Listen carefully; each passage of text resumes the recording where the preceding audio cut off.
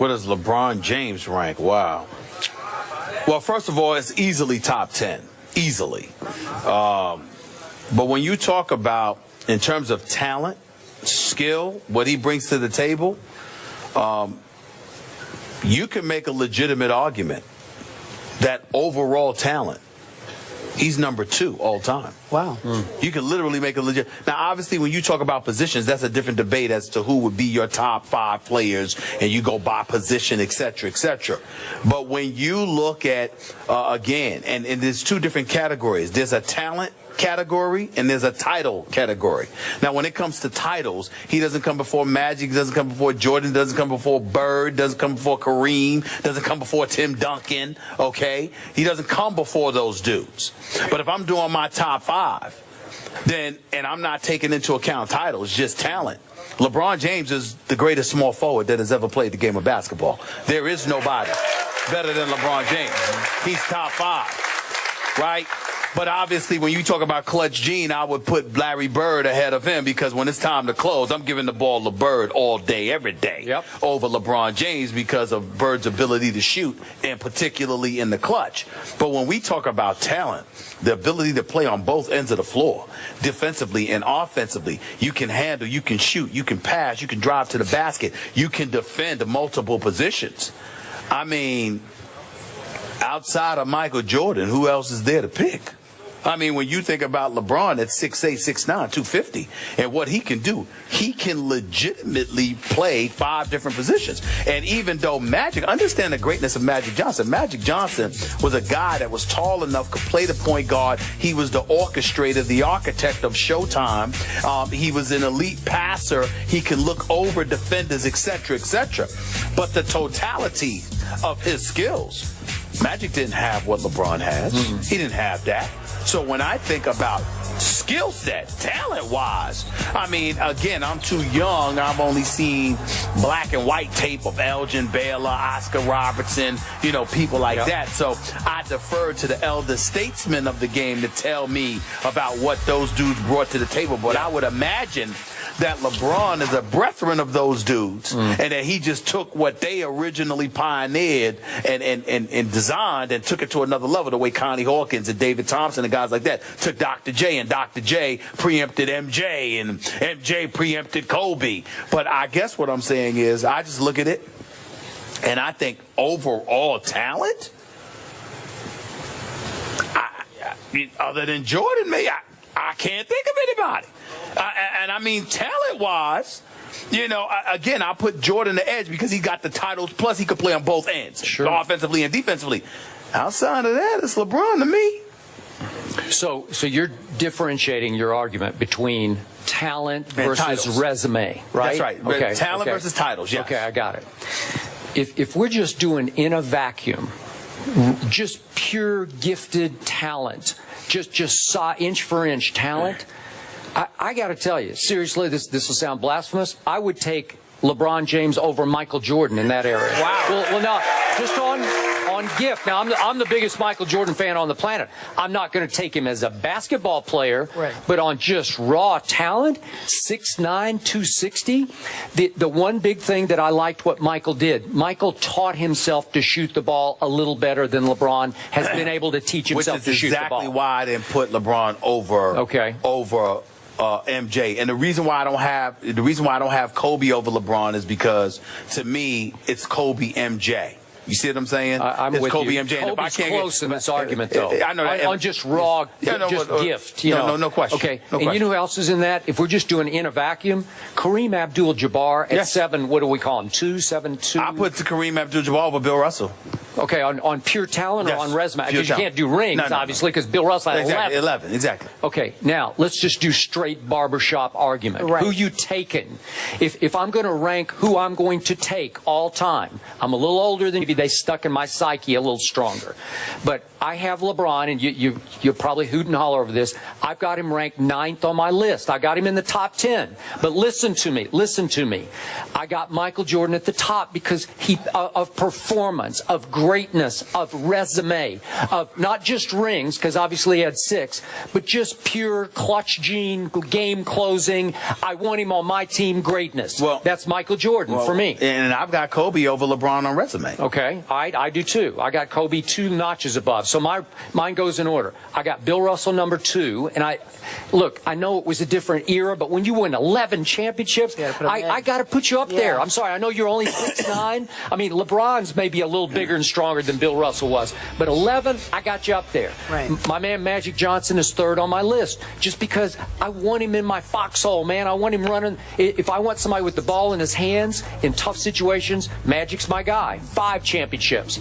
I got Shaquille O'Neal at number 4. Wow. Listen, for 3 years, I have dominant. never seen a more powerful offensive force than Shaquille O'Neal. He was literally unstoppable. Now, it wasn't pretty to watch. It got a little ugly sometimes. He just ran over little dudes who tried to guard him, but he was still unstoppable for about that. Remember that 2000 to 2002 stretch in there? So to me, it was longer than that, but go ahead. Yeah, well, but that's when he would just ragdoll my Spurs. Duncan and David Robinson, he just tossed them around like they were little kids. And again, I'm putting him 1 notch above Kareem Abdul-Jabbar, who has 6 rings, but that's a close one. I would, if I had to draft somebody for my all-time team, I would have taken Shaq a little bit over Kareem, just on overall toughness and physicality and dominance. Kareem was a little more finesse to me, but he was some finesse. I mean, that skyhook was literally unstoppable. Now I've gone 5 deep. I'm putting Tim Duncan at number 6 just because he doesn't get the credit he deserves with 5 rings, because there's nothing spectacular about him. He is not box office. He is not marquee. There's no personality to him. But do I want him to build around my basketball team? Yes, I do. I'm going to take him my all-time draft at number 6, because all he's going to do is win you a whole bunch of championships. I'm sorry. Number 7 is Kobe. 8, and I've dropped him down my list because he only has 3. I got Larry Bird 1 notch ahead of LeBron, just on clutch gene, what you just spoke of. And I got LeBron 9th. Now, LeBron is in danger of falling to 2 and 4 in the NBA Finals. Maybe he'll pull it off, and if he does, this would be his greatest achievement ever. He would get high marks from everybody, including me, if he pulls this one off without Kyrie and Kevin Love. And if he does, he might start climbing up this list a little bit. But right now, I think it's fair. And we have seen this man now for 12 years. LeBron James has played 12 full seasons. So I've seen enough that for me to put him at 9th in my top 10 is still, on my list, by my standards, that's pretty high. He's risen pretty high on my list. Well, let me say this to you. I have no problem with your top 9. None whatsoever. I would put Kareem above Russell, because even though there's 11 titles, I'm thinking about who you played with. Yeah. Who you played with, the level of parity or absence thereof that existed in the NBA at that particular time. I mean, Kareem did get to play with Magic and Worthy. I'm also combining that with the fact that Kareem Abdul-Jabbar, to this very day, before him, since while he was playing and after, Kareem Abdul-Jabbar has the one and only unstoppable move in the history of the game, the skyhook. Yeah. Magic Johnson, Michael Jordan, LeBron, Kobe, it doesn't matter. The turnaround, baseline, whatever you want to pick. There is only one unstoppable move in the history of basketball, and it is owned by Kareem Abdul-Jabbar. You knew he was going to shoot the skyhook all the time, and there was absolutely positively nothing that you could do about it. Period.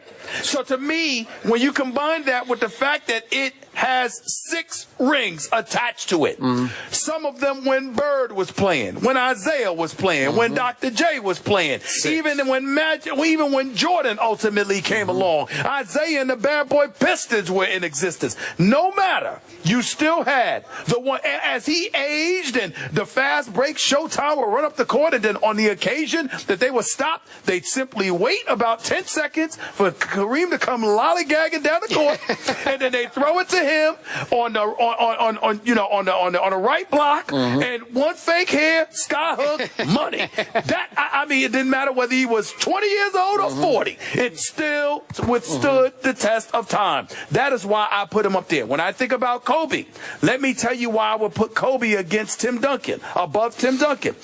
Tim Duncan is a champion, and he's great. And he's the greatest power forward ever. Number 2 would be Kevin McHale, by the way, not Karl Malone. Okay?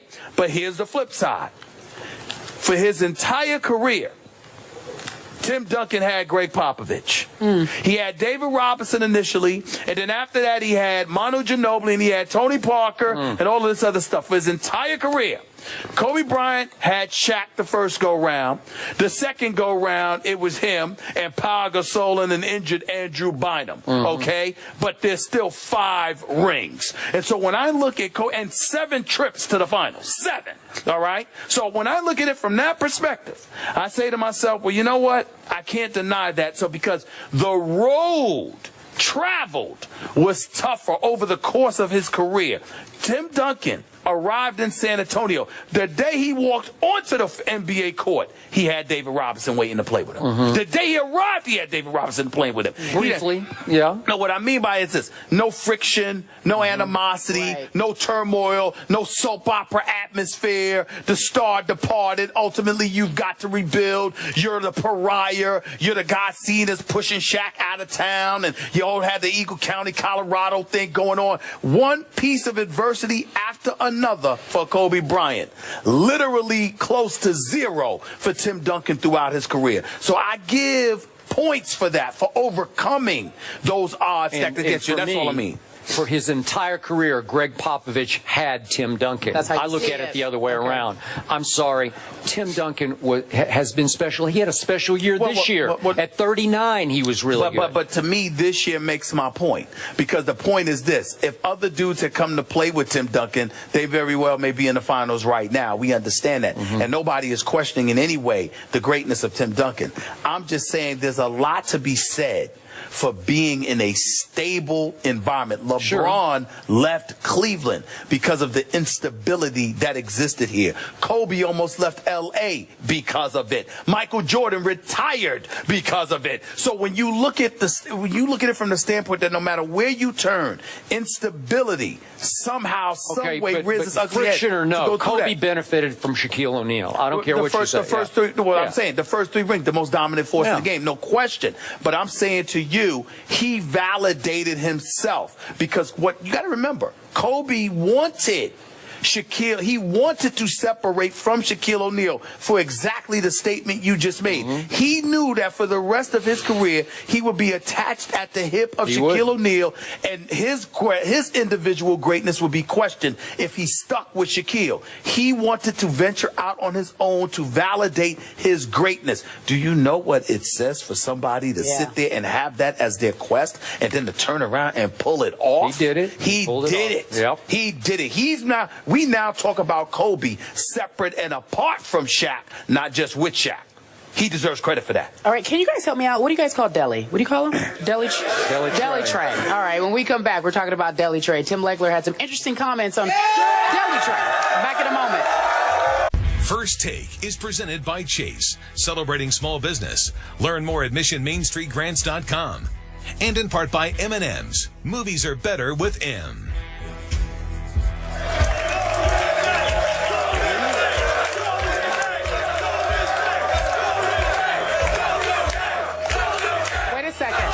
Wait a second. There is some confusion. There's Golden State. There's Golden State and Cavs fans. You guys are bold right here. I get you guys. You really do. Keep it friendly. Keep it friendly. We understand. These guys need to be careful. They just need to be careful. Cautious. Be kind to them. Proceed cautiously. Yeah. As I was saying, you know, we love when people watch the show and send us some tweets. You guys know about Little B, right? You know the curse that Little B put on Kevin Durant and James Harden, which you think is kind of funny. He also said, though, he said specifically that LeBron James, there was no curse. So he's all straight, right? Everybody's good with LeBron. He just tweeted the show. He just wanted us to know that he really liked the Iman Shumpert video, and he wanted to see what you guys thought about it. What do you think? I just hope Little B doesn't put a curse on deli. Uh-oh. Right? What if he did? Yeah. He's not cooking yet? No. No, not going to happen? Okay. All right, so let's talk about Game 3. Stephen A's like, I'm not a part of this. Who wins the game tonight, my friend? I'm picking Cleveland.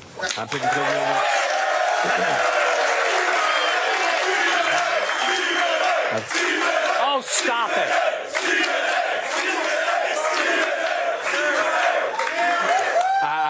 I really believe that Game 3 is pivotal in this series. I think that, LeBron imploring the crowd in Cleveland to show up, to be raucous and noisy. I think that there's a need for that. He knows that his troops are going to need all the support that they can get because Golden State's going to be ready tonight. And I think that Cleveland's going to have to find a way to win. Keep in mind, Golden State is still the best team in this series. Cleveland just has the best player in the world. They will find a way to escape with tonight's game. And Iman Shumpert's got to show up offensively, too. Okay.